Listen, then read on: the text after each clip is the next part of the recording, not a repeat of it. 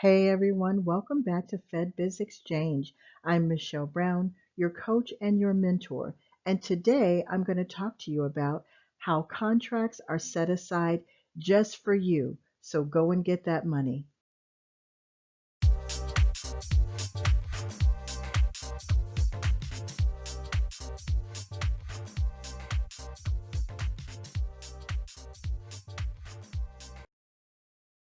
Hey, you guys, a quick reminder before we get started.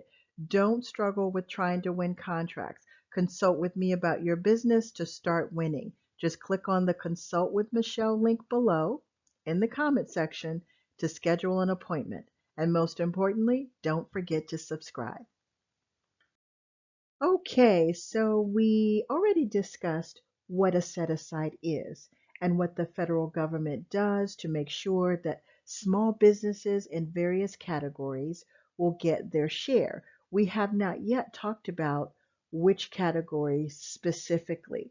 So we talked about the 23% that the government has as a goal. We talked about the fact that all of the federal agencies, if they have a spending budget, how they need to contribute to this goal. Well, it goes a little bit further than that.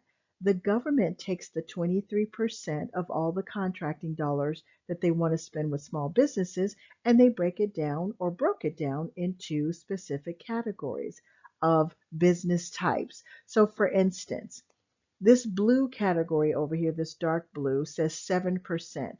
That is for total small businesses.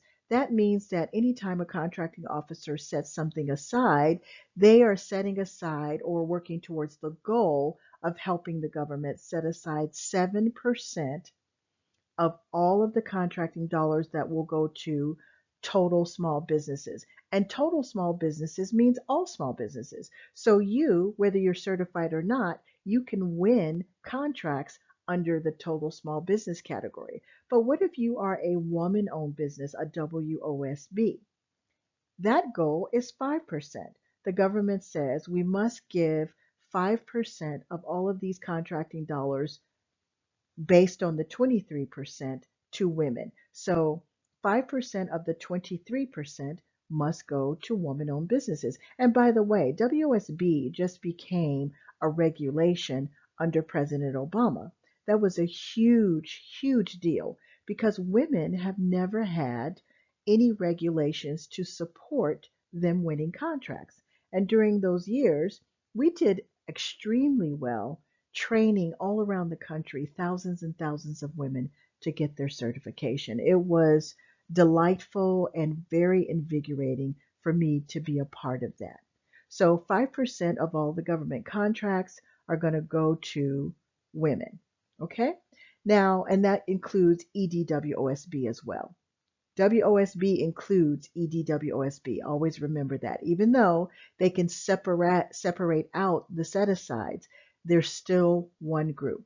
The next group would be service-disabled veterans. Service-disabled veterans are getting and still getting 3%.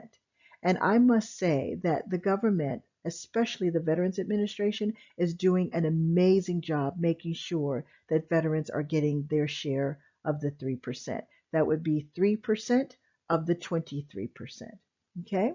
And then the small disadvantaged businesses, which includes 8A companies, they get 5%. So even if you are a small business and you don't have a traditional certification like an 8A or WOSB or HubZone, you can self-certify in the system to be a small disadvantaged business. And I suggest that you do that. And remember, small business is different to the government than it is to everyone else. You can be a $40 million business a year, $40 million a year business, and still be considered a small business. So even if you are a $4 million a year in revenue business or $1,000 a year in revenue business, you could possibly qualify for being a disqualified, or excuse me, a small disadvantaged business. So make sure that you certify yourself.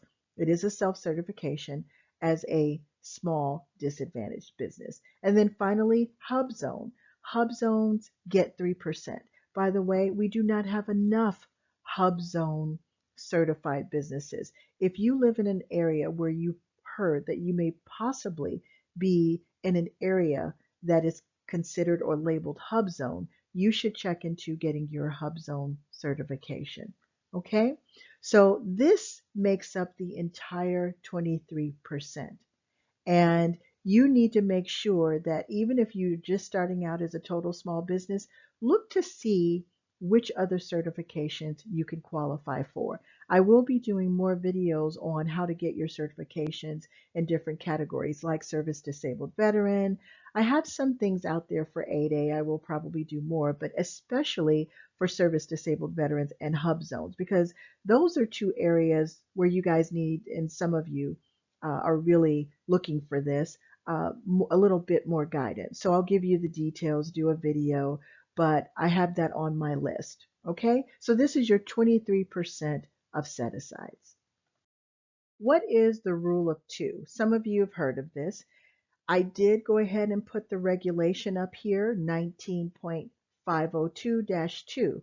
That is a FAR regulation that allows contracting officers to set aside contracts in each of those categories we just discussed.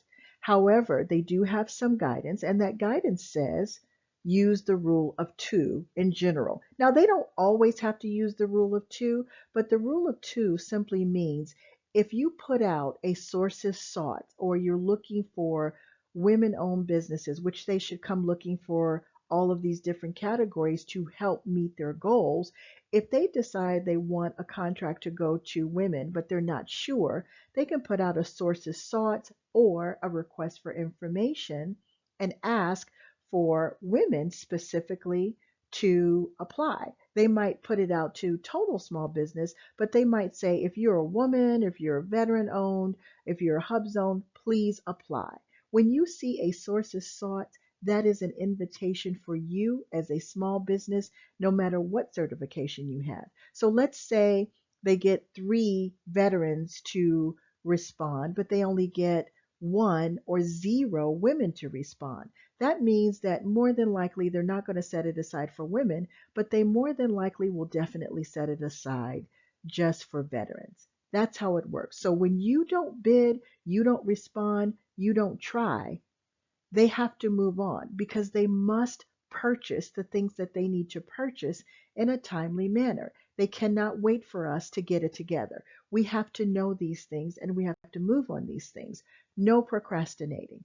And by the way, women are not doing very well with going or coming to get these opportunities. The federal government is so serious about making sure that small businesses are getting their fair share that they've assigned the SBA to track and follow and manage every federal agency on their goals for meeting their set-aside goals, and also they give them guidelines as to how they should set aside, the things they can do to make sure that they're meeting their goals for their agency, which also rolls up into the 23% for the entire country. Every single federal agency with a federal contracting budget is required to report their set-aside numbers to meet their goals. So every agency has to contribute their fair share. And how does the government track that? They track that by requiring the agencies to report everything they do as it relates to small business. And all of that information goes into an annual report so that the government can see how and if they're meeting all of their goals. If you're interested in getting this report, click on the link in my comments below and I'll send you a copy of the report. Thank you for joining me today. Don't forget to subscribe and see you in the next video.